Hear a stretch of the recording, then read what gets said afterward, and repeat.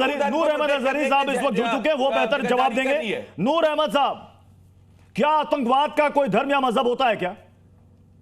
पैसा, आतंकवाद का एक ही धर्म है, पैसा। सवाल नूर अहमद से था। बोलिए। भारतीय जनता पार्टी के प्रवक्ता की एक बात से मैं सहमत हूं कि उन्होंने कहा है कि इमरान और एक और नाम लिया किसी का कि ये लोग आतंकवादी हैं या नहीं। ये लोग भी आतंकवादी हैं, और ज्योति मल्होत्रा जो गिरफ्तार हुई हैं वो भी आतंकवादी हैं।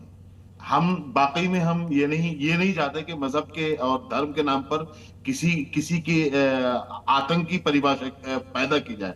ये काम और चरित्र भी भारतीय जनता पार्टी ने ही पैदा किया है भारत के अंदर, कि हर हाल में मुसलमानों को आतंकवादी कहा गया, और हर लेवल पर तकरीबन 90% जो आज तक जासूस भारत में पाकिस्तान के लिए जासूसी करते हुए पकड़े गए, वो मुसलमान नहीं थे। 90%। अभी आप उठाइए, देखिए सुनील और विनोद और माहेश्वरी नाम के जो अभी इसमें राजस्थान में जो लोग पकड़े गए, वो कौन थे? मुसलमान थे क्या? तो मैं ये हिंदू मुसलमान की राजनीति करना मैं नहीं चाहता।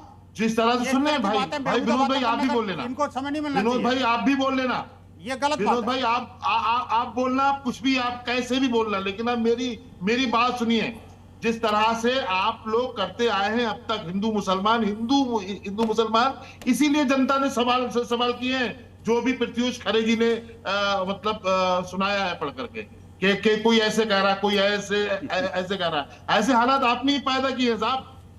जो लोग सवाल कर रहे हैं वो इसीलिए कर रहे हैं। रही बात अरमान, तो मैं आपसे सवाल कर रहा हूं, तो क्या लोग जो ये सवाल पूछ रहे हैं, क्या वो सवाल वाजिब है कि धर्म को, मजहब को आतंकवाद से जोड़ दो और एक नैरेटिव पेश करो?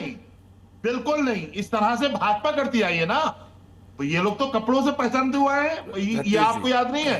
ये लोग तो दाढ़ी टोपी वालों को, ये तो आपके चैनल पर बैठ करके कई बार सुनील बंसल जैसे लोग, प्रदीप भंडारी जैसे लोग, हम जैसे लोगों को आतंकवादी कह चुके हैं।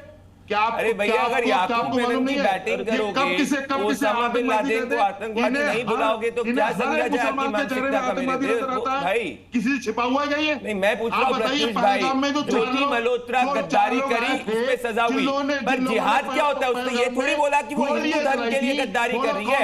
जिहाद का मतलब क्या होता है, जरा बता दे मौलाना साहब। नाम नहीं आप बता पाए प्रदीप भाई। मौलाना साहब, जिहाद का मतलब क्या होता है? जो ये आतंकवादी ओसामा बिन लादेन से लेकर एलईटी से लेकर कसाब जिहाद की बात करते हैं, जिहाद का मतलब क्या होता है? भी नहीं हो आप देश में तोड़ मरोड़ की राजनीति। अरे मौलाना साहब, मैं तो आपसे जिहाद का मतलब समझना चाह रहा हूँ। जिहाद तो अच्छी चीज है। जो आतंकवादी कहते हैं हम जिहाद के लिए आतंक कर रहे हैं, क्या है जिहाद के लिए आतंक करना? ज्योति मल्होत्रा ने गद्दारी करी, उस पर कठोर से कठोर सजा हुई, वो थोड़ी बोल रही है कि हिंदू धर्म के लिए वो गद्दारी कर रही है। वो गद्दार है और गद्दारी उसने करी है, जैसे अरमान है और यामीन है। वो सब 26/11 आतंकवादी हमले के बाद में आरएसएस की साजिश कहना गद्दारी नहीं थी कांग्रेस द्वारा, पूरी दुनिया को आतंकवादियों से रिलेट करने की। और हम लोग खुल करके भारतीय जनता पार्टी के साथ, भारत सरकार के साथ, ठीक है। मैं भुवन जोशी को भी शामिल कर रहा हूं। आवाज आ रही होगी भुवन जोशी तक? भुवन जोशी जी, आपने सुना होगा देश के रक्षा मंत्री का बयान, बहुत अच्छा बयान उन्होंने दिया था। फौज के बीच गए थे और उन्होंने कहा था कि धर्म पूछकर मारा ये उन आतंकियों का कर्म था, हमने उनका कर्म देखकर मारा जो हमारा धर्म था। तो अब यह बताइए कि ये अगर हमारा मोटो है तो ये क्यों सवाल किया जा रहा है कि साहब ज्योति मल्होत्रा हिंदू है, अब सवाल नहीं पूछोगे? क्यों यहां पर ज्योति मल्होत्रा का मजहब देखा जा रहा है? देखिए, मजहब देखने का काम कौन करता है? ये देश ने देखने का काम करा।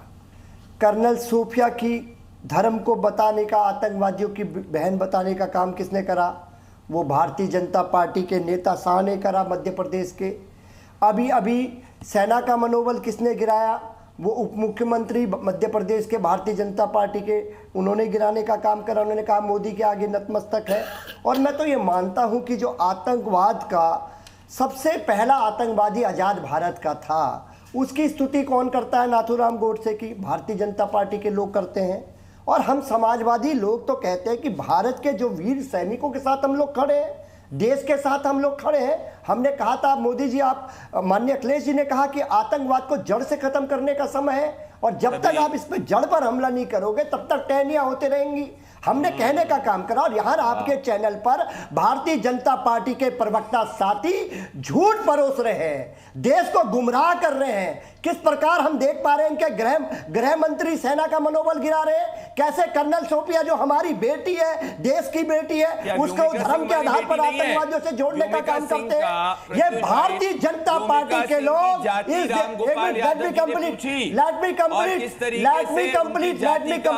आपको टाइम मिला, भारतीय जनता पार्टी के प्रवक्ता साथी से कहना चाहता हूं, बौखलाइए नहीं, अपने समय में बोलिए। भारतीय जनता पार्टी का चैनल नहीं है ये, भारतीय जनता पार्टी का चैनल नहीं है। बौखलाइए मत, आप बौखलाइए मत। सुनिए क्यों देश की सेना का आपने अपना अपमान करने करके बोले, एक एक करके बोले, अपमान करने का काम करा, क्यों सेना का अपमान करने का काम? अयोध्या और बनारस ब्लास्ट केस के आतंकवादियों के केसेस को छुड़वाने के लिए सपा की सरकार इलाहाबाद हाई कोर्ट गई थी। भुवन भाई, तब जाके आपको कोर्ट से फटकार लगी थी। आप भूल गए भुवन भाई, भूल गए आप। और ये रहे रामगोपाल यादव जी। भुवन जी, जरा समाजवादी पार्टी के अध्यक्ष अखिलेश यादव को एक पत्र लिख दो कि रामगोपाल यादव को अपनी पार्टी से हटा दे, क्योंकि उन्होंने विंग कमांडर भूमिका सिंह का अपमान किया है। आप कब लिख रहे हो पत्र? भुवन भाई, जोर से चिल्लाने से सत्य झूठ और झूठ सत्य नहीं होता। बताओ। मैं विनोद बंसल साहब आपके पास आऊंगा, लेकिन उससे पहले प्रोफेसर कपिल कुमार का मैं रुख कर रहा हूं। ये देश की सेना किसी के आगे नहीं। ठीक है।